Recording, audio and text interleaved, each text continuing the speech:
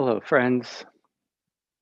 Good morning and welcome to today's Daily Dharma, where it seems like we've found ourselves in the terrain of dukkha, which, by the way, is not too hard to do, given that, dukkha being one of the three characteristics of conditioned phenomenon. It's part of the weave of this reality we find ourselves in. So it's almost impossible to not find oneself in the arena of dukkha. Just exploring that a little bit more today. Monday, we talked about dukkha in its third level.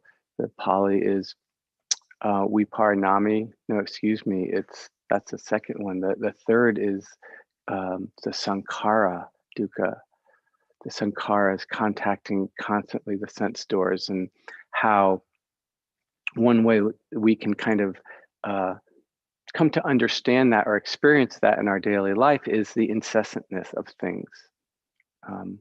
Having to brush one's teeth, having to fix a meal, having to clean up after a meal, having to get up and go to work, or having to get up and go look for work, or etc. Just the incessantness of that. And we can feel into that, the unsatisfactoriness of that.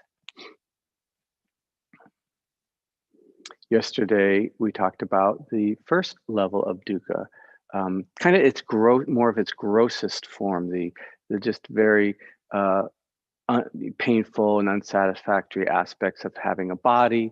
You cut yourself, you break a bone, you have some kind of disease, get a virus, etc. Right? The challenges of having this human body, and then also included in that, the Pali, by the way, for this first level is dukkha. And this also includes the challenges and the pains and the suffering of the heart and the mind as well. And so today, just looking at this second layer or level or type of dukkha, viparinami dukkha, and it's has to do with the fact of change. That this unsatisfactoriness, which is one of my more favorite translations of the Pali word dukkha, to unsatisfactory rather than suffering. But because everything's changing, that, so just to step back, this first layer of dukkha is all associated with what's unpleasant, right? Unpleasant experiences of the body and of the mind. Okay, very simple. But now with this second level of dukkha, the viparinami dukkha, the dukkha of change, that even the pleasant things in this world are unsatisfactory because they're going to change, because they don't last. And one way that I like, and I think is a really quite in the moment way to experience this, is if you eat very mindfully, if you take a bite of food, and hopefully it's food that you like, to you, that sensation in the mouth is going to be pleasant. If you do that very consciously, really bring your attention to the sensations of flavor in the mouth and pay attention, you'll see there's that kind of first hit of pleasant, and then after a couple bites, actually quite quickly, it starts to fade.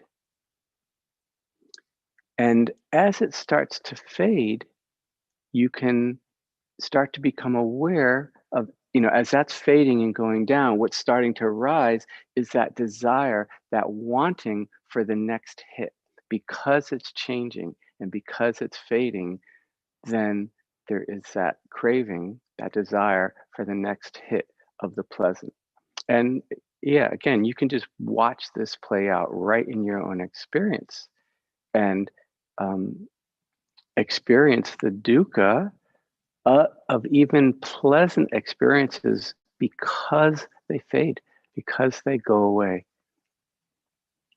They're unsatisfactory. They don't have the ability, right? When we say unsatisfactory, I think a second question that's really important is unsatisfactory to what?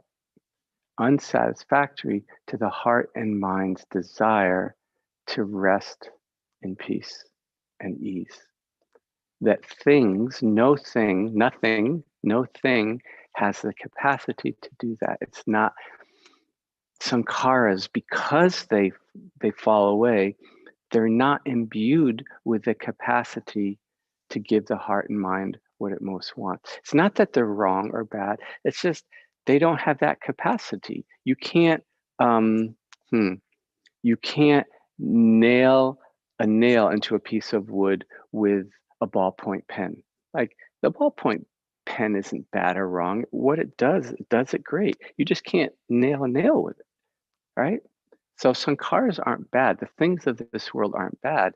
They just don't have the capacity to give the heart and mind what it most yearns for, what it most deeply yearns for. And they don't have that capacity precisely, well, other reasons, but one reason, overarching reason, is because they pass away. Someone asked the Buddha, this is just a paraphrase, not the exact quote, but it's a sutta, and someone said, the world, Lord, what is the world? And the Buddha said, insofar as it disintegrates, I call it the world. This is a powerful statement where he's pointing to the fact that the world, everything in the world is disintegrating. It's falling away. And because of its nature to do that, it cannot give us what we want. So this is the second layer of dukkha. This dukkha precisely due to change. And because things are changing, they're not permanent, not being permanent. They cannot permanently give the heart and mind what it wants. Another place, and then we'll practice it together. Another place we can kind of feel that is just with the breath. You take a breath in, and that need, the body's need for oxygen, it's fulfilled. If you can feel it.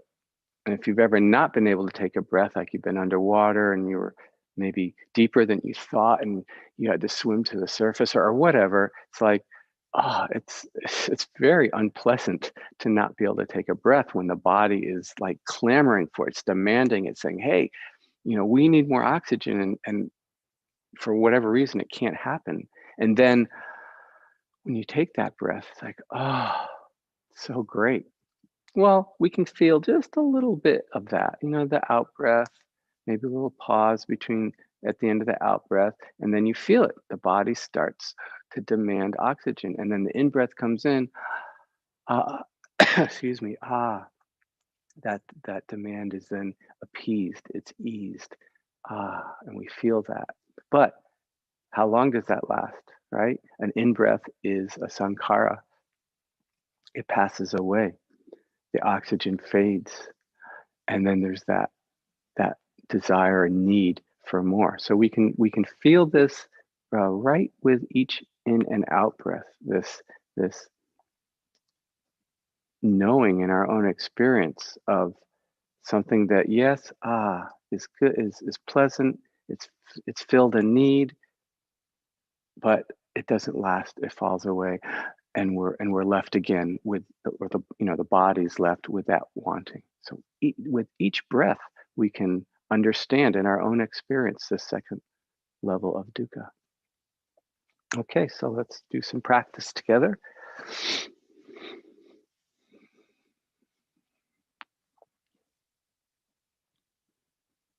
Fully inhabiting your meditation posture, really with a strong intentionality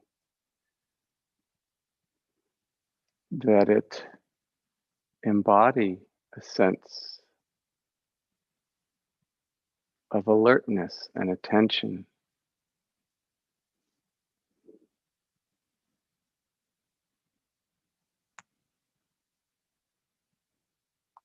And then bringing in the other half of the equation, that your posture embody ease, softness, relaxation.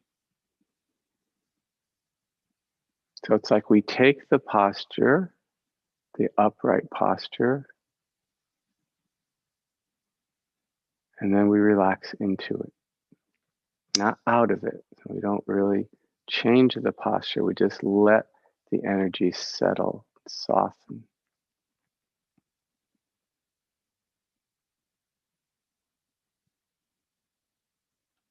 Becoming aware of the body in a somatic way, which means simply that you feel it.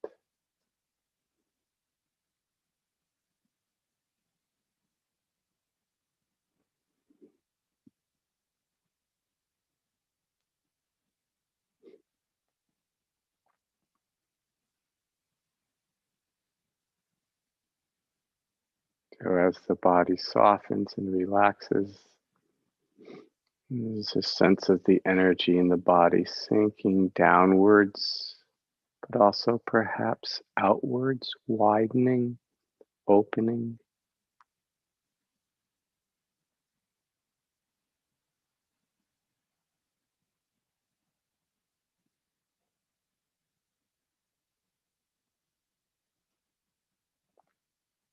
This sense of opening in the posture is very helpful when we do the mindfulness practice, the vipassana practice, as the intention is to open to experience just as it is. So if we embody that opening, then very helpful and supportive of the mind to do the same.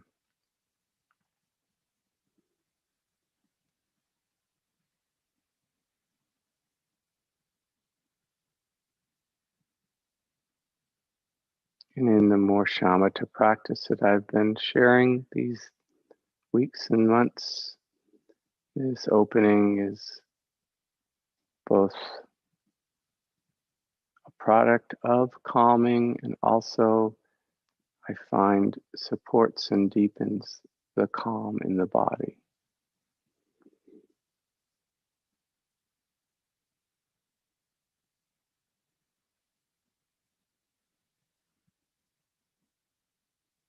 Soft and open body, soft, open attention. Once you feel the body, see if you can open the attention wide to encompass the whole body. And the instruction here might be something like, feel your whole body all at once. Notice what that does to the quality of your attention. It widens it, doesn't it? Not that you have to feel every square inch of your body, just this intention to feel as great of a breadth of the body as you can.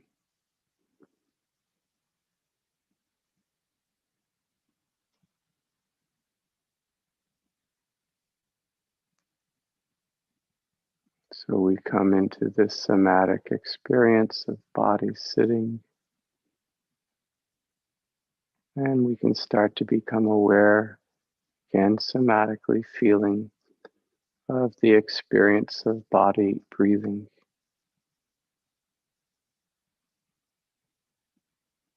And for our purposes of exploring the second level or layer of dukkha today, really paying attention to the in and out breath and the sensations and the feeling in the body as you breathe in and out. The out breath is calming and easeful, but notice once it finishes, there starts to be some tension, some agitation as the body demands or asks for more air. Then the in breath quells that agitation as it gives the body what it needs. That only lasts for a certain period of time, though, as the body needs to breathe out. breath ends, it passes away. And then there is that need again for more. The body breathes in, fulfills that need, fulfills that desire.